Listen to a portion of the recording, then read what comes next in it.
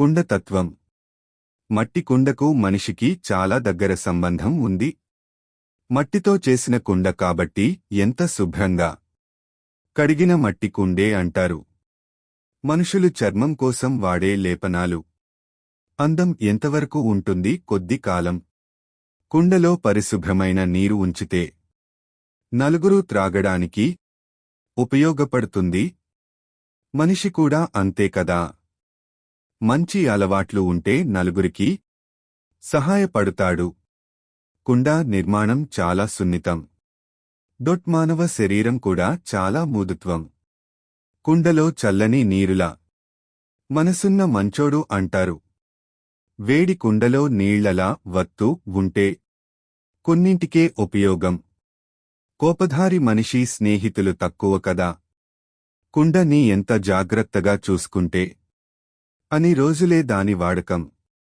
మానవ శరీరం కూడా అంతే.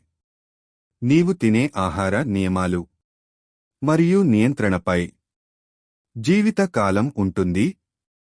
ఆరోగ్యమే మహాభాగ్యం అందరికీ తెలిసిందే. పూజాలో, పెళ్లిలో, వంటకు అడుగడుగున అవసరం. మనిషి తన శరీరం లాగా. మనిషి కుండలాంటి జీవితాన్ని వదిలేసి బంగారు కుండ కోసం ఆరాటం. జీవితాంతం పోరాటం. పోయేటప్పుడు వచ్చేది నీతో మట్టి కుండ.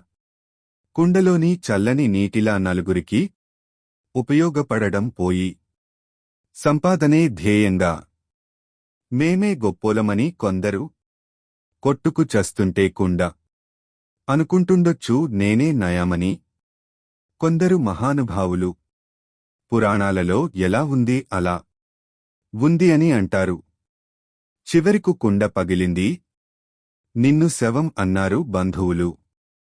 నీ గొప్పలు చెప్పుకోవడానికి ఎవరు లేరు. పగిలిన పెంకులు తప్ప మనిషి గతి ఇంతే. చివరకు